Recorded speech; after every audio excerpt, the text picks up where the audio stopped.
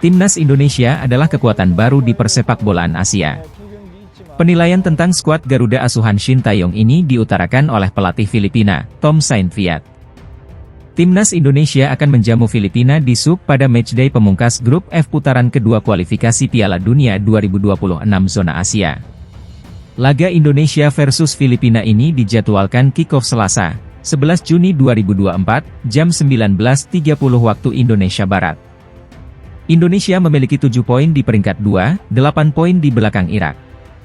Vietnam berada di urutan ketiga dengan 6 poin, sementara Filipina baru mengumpulkan 1 poin di tempat terbawah. Filipina sudah tak punya peluang. Sementara itu, kemenangan di pertandingan pemungkas atas Filipina nanti akan memastikan Indonesia menemani Irak lolos ke putaran ketiga. Kami tahu bahwa Indonesia adalah kekuatan baru dalam sepak bola Asia. Tim dari Indonesia sangat kuat para pemainnya, kata Tom Saintfiet. Saya berasal dari Belgia. Saya bekerja di Belanda. Saya tahu banyak pemain, juga beberapa pemain Belgia, seperti Sandy Walsh. Indonesia makin mendekati level Korea Selatan, Jepang, dan negara-negara semacam itu dalam sepak bola Asia, imbuhnya. Kami ingin mencoba mendapatkan hasil yang baik melawan mereka, tapi kami bukan favorit. Kami sangat menghormati mereka, ujar pelatih berusia 51 tahun tersebut. Indonesia adalah favorit kuat untuk pertandingan ini. Akan ada stadion yang penuh dengan penggemar yang fantastis, dan kami akan menikmati bermain untuk publik mereka, dan itu normal sebagai pelatih. Kami tidak akan bermain untuk kalah. Kami tidak akan bermain untuk imbang. Kami akan mencoba untuk menang, tetapi itu akan sangat sulit bagi kami, sambung dia.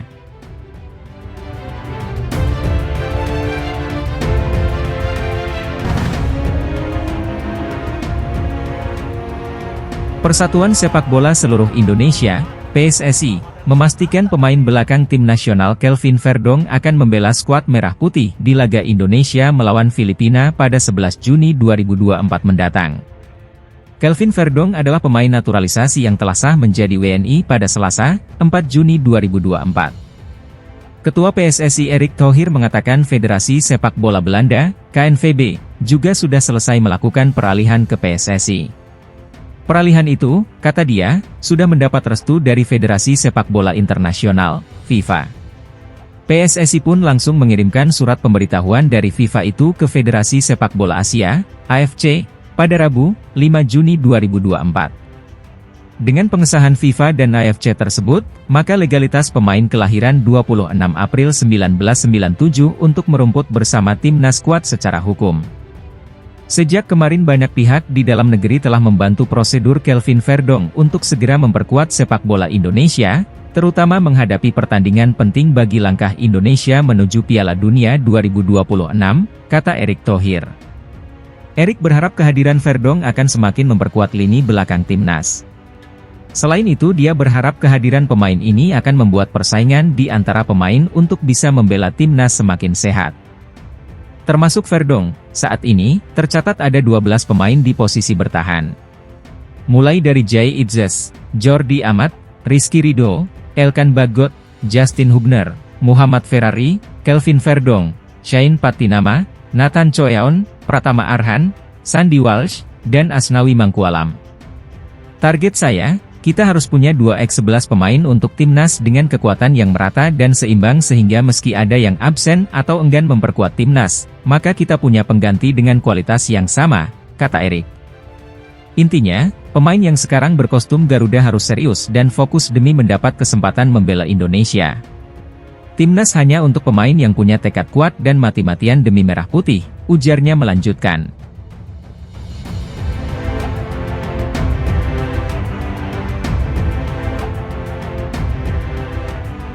Sesumbar bakal mengalahkan timnas Indonesia demi membantu timnas Vietnam lolos ke putaran ketiga kualifikasi Piala Dunia 2026 zona Asia.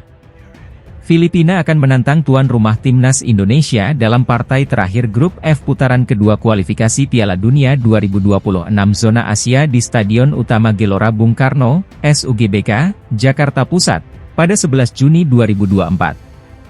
Pada hari yang sama, Vietnam bakal melawan timnas Irak di Basra International Stadium, Basra.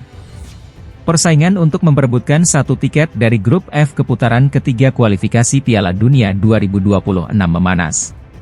Sebab, timnas Indonesia kalah 0-2 dari timnas Irak dan Vietnam menang 3-2 atas Filipina.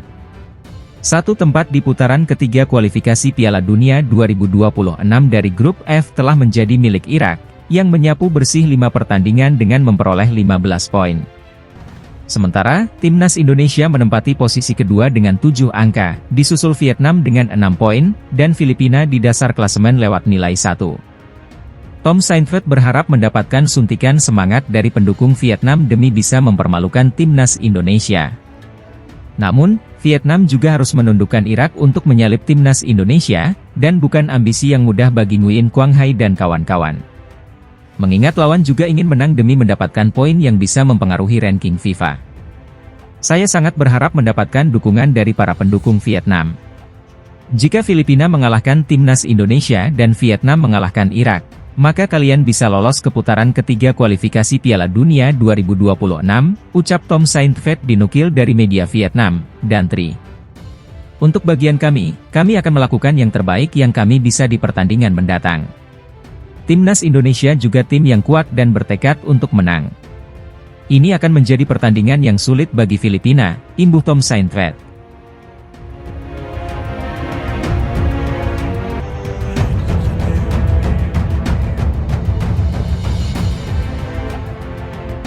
Timnas Indonesia punya peluang besar untuk lolos ke putaran ketiga kualifikasi Piala Dunia 2026 zona Asia. Lantas, bagaimana dengan peluang timnas Indonesia ke putaran final Piala Dunia 2026?